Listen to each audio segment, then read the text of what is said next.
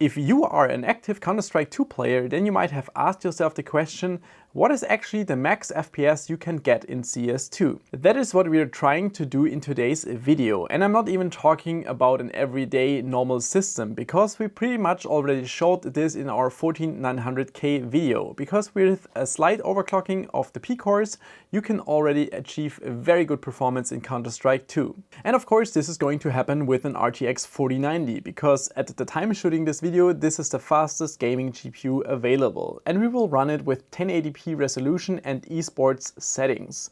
For this video I was checking out some video tutorial of a Counter-Strike expert and to check what kind of settings he's using. So for example, he is running some low settings for shaders and particles, but on the other side he's also running high settings, for example for the shadows. So in theory you could achieve even higher FPS than what we will be able to do in today's video, but that would be even more unrealistic than what you will see in a few seconds. During my time in Taiwan in October, I grabbed a C790 Apex Encore, which is basically one of the best boards you can get for this socket, and my retail 14900K, which is a pretty average CPU, so it's not really good. But I think this should get us a better feeling of what would be possible with these kind of CPUs, at least on average. And already running this CPU with AIO and disabled E-cores, so the small cores of this CPU, I could clock it to 6 GHz, which is already something we showed in the 14900K review, so maybe also check this out.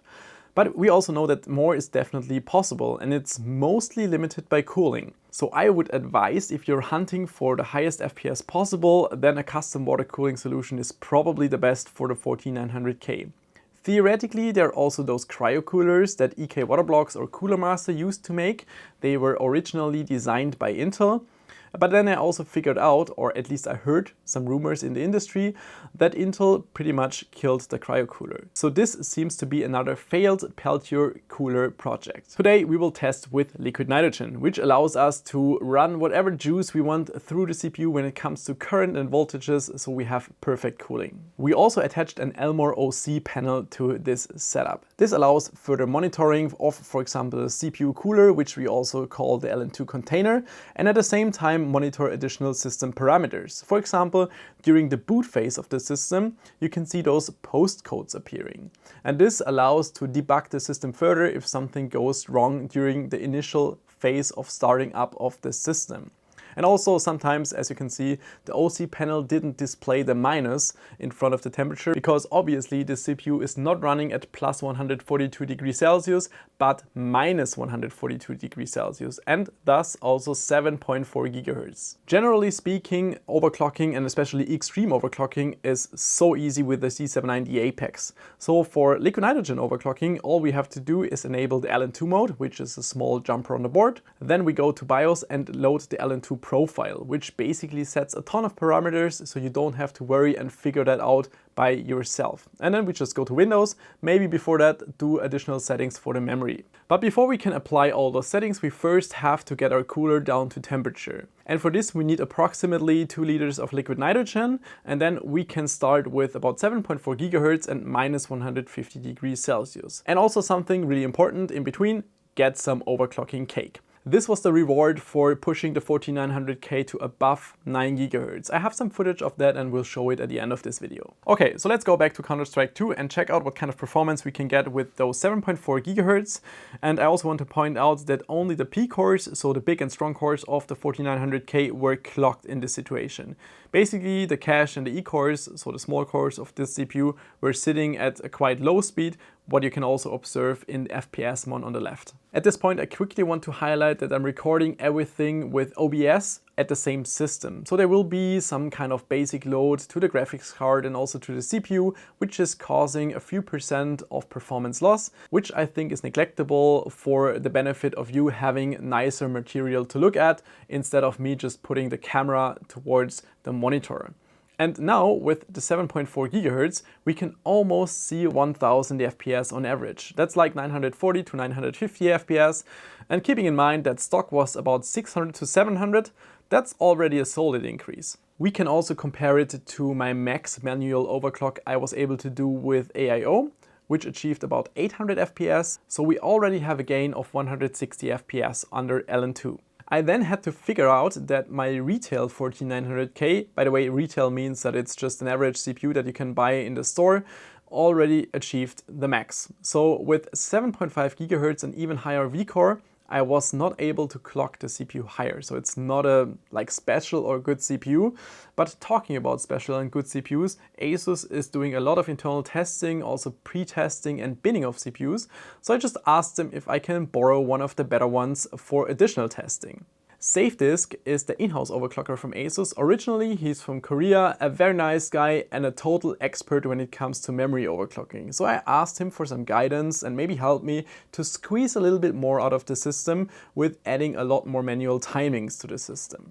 Afterwards, exactly same procedure again. So you have to enable the LN2 mode, loading the LN2 profile, cool down the system to about minus 130 degrees Celsius, and the rest we wanted to do in Windows. Now using Shamino's work tool, we can now directly access the mainboard and apply a higher voltage to the CPU, 1.65 volt, which is definitely a high core voltage, but since we run such a low temperature, definitely no problem.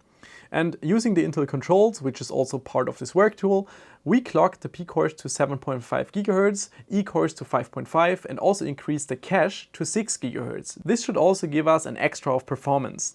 Now checking back in CS2, and this is absolutely on point. Also check out in FPS Mon how Counter-Strike 2 is loading the P cores, and at the same time also the E cores are loaded quite a bit in the background, which is probably by the tools that run in the background, but especially because OBS is still even recording in the background.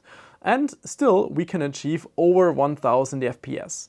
With this new CPU, everything was running extremely smooth and we were able to get this really high clock. So I thought, okay, maybe we can increase it even further. But to my surprise, we were already hitting the GPU limit. And that was surprising because, I mean, we were running a 4090.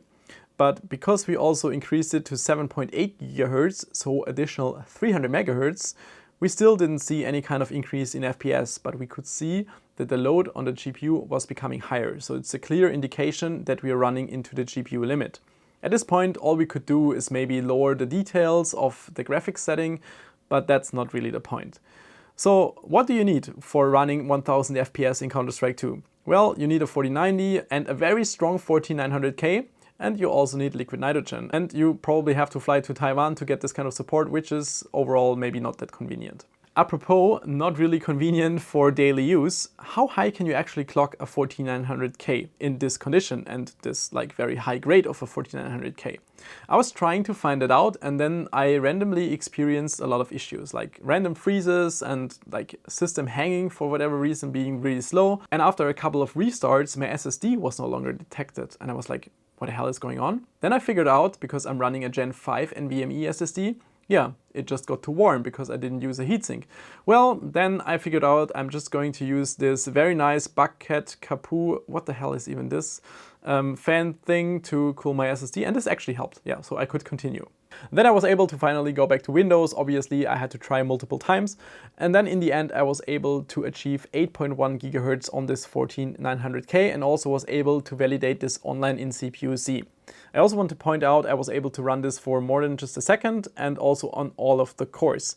And that is probably one of the big differences, for example, to this liquid helium result that ASUS was doing, which I was talking about earlier. Because even prior to launch, ASUS together with Shamino, Elmore, SafeDisk, Massman, they were pushing a 14900K with liquid helium to the max. The temperature alone, looking at minus 240 degrees Celsius and even lower, is absolutely amazing.